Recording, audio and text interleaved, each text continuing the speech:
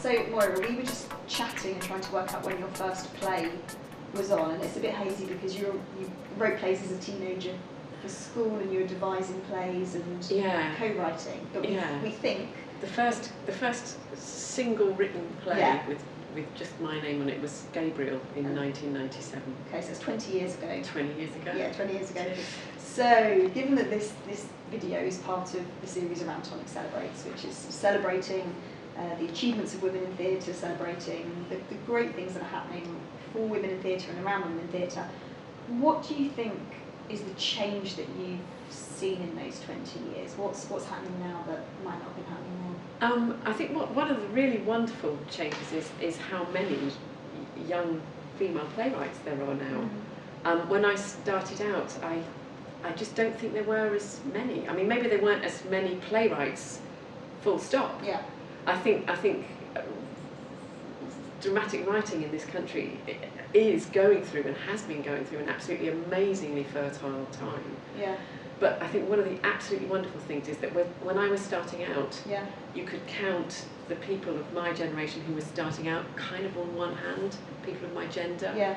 And now there are so many, I couldn't do a list because I would leave someone off and they would be offended. Yeah. There's a lot of amazing, young, brave women writers out there.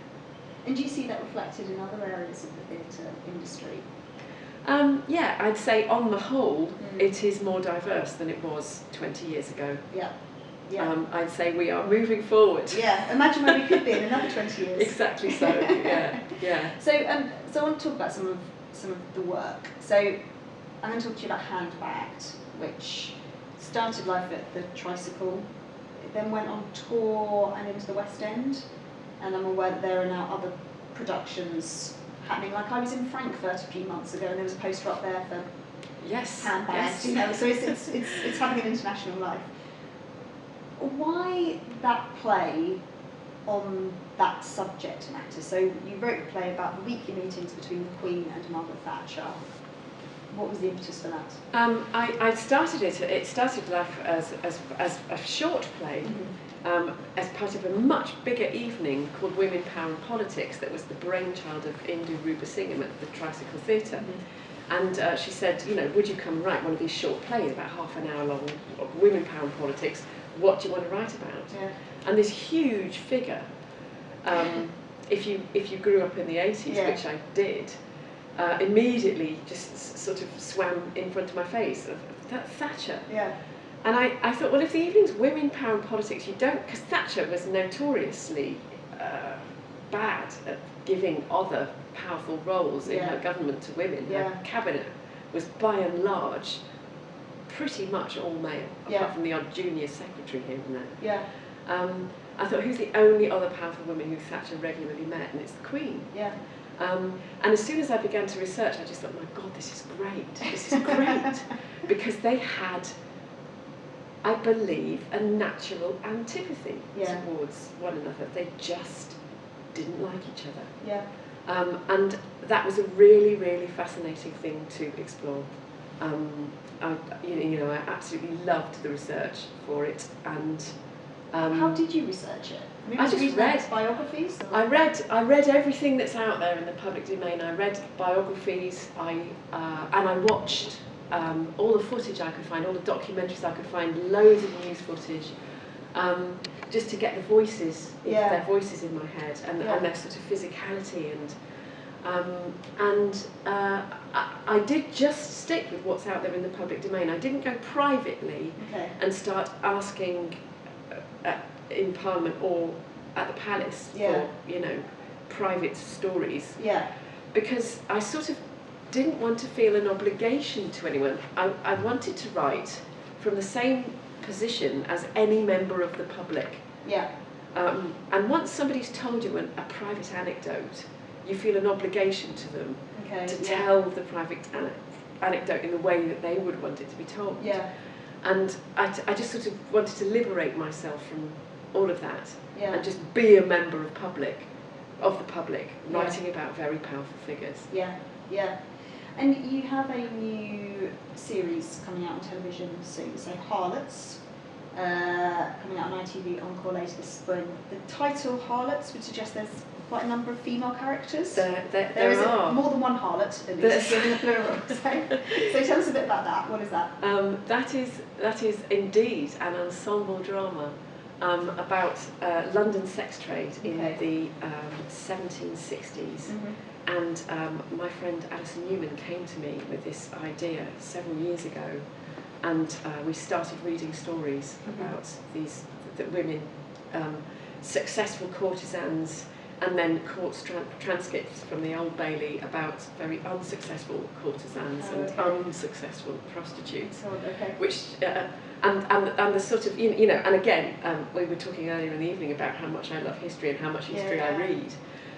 Again, this was another world that sort of plunged into, and found a wealth of material there that just seems to be so relevant.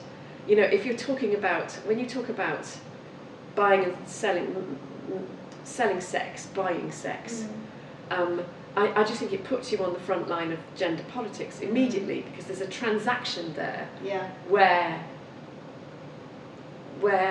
there should be love. And instead it's economics.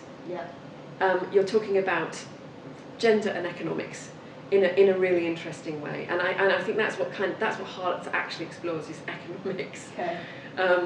So we have got an amazing cast, and there are I can't remember how many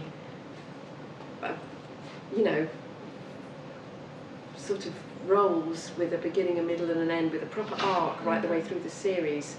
But women drive the drama in this series. There's 2 or 3 absolutely wonderful men in the drama, but most of the stories centre around and are driven by the women, which is exactly the opposite to most dramas. And because you've written a lot of brilliant female roles across your work. Brilliant roles, Lucy, come on. Well, no, but I mean, obviously, but the male roles as well. Do you know, it's really important that I don't just write brilliant females. It's really, really important that I write good drama for everybody. But this is what I want to ask: is that because those are the? Is it a sort of a political act to go? So brilliant roles for whoever is playing them, but is it a political act to go, I'm going to make sure that in this piece of work I have X proportion of the roles are going to be performed by women, or is it that those are the stories that you're drawn to? I think it's a bit of both. I think it's a bit of both. That yes, they are the stories I'm drawn to. I am more interested in stories that are between the genders, and that are. You know, I don't see a patriarchal world out there. That's not been my experience of the world. It really isn't. You know, I'm sort of aware that it's there, but it's not my day-to-day experience. It wasn't my experience of growing up. It's not my experience of the world. And I just think that my experience of the world isn't seen in stories often enough. You know, where people of my gender are at the centre of the universe. You know, so it's partly that, and it is partly I am aware that, you know, I've got a lot of actress friends, and it's rubbish. It's really rubbish when you turn 40 as an actress. The parts just are not there. It's as if the only women on our screens are young and beautiful, and that's not life, and that's not actually drama, and it's trying to sort of make sure those big strong roles for women of all ages are there. So it's a bit of both, but yes, I'm drawn to stories with strong women in, but I also really love writing men. I absolutely love writing men. So what advice would you give to someone who was just getting into writing? Oh, I would be full of encouragement and say it's a great job.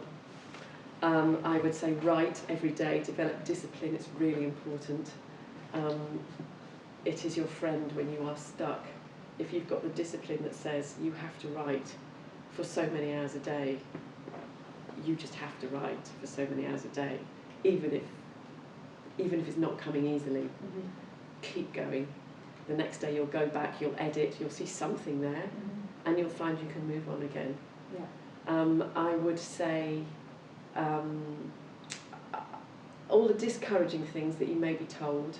I remember the most discouraging thing that I was told when I was starting out. Somebody read a kind of half play, a sort of nascent little play, and said, "You're not going to go on with this, are you?" And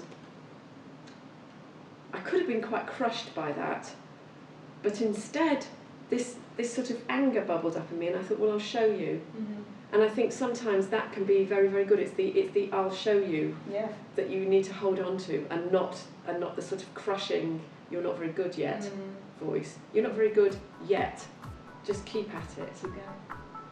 Thank you, Moira. Pleasure.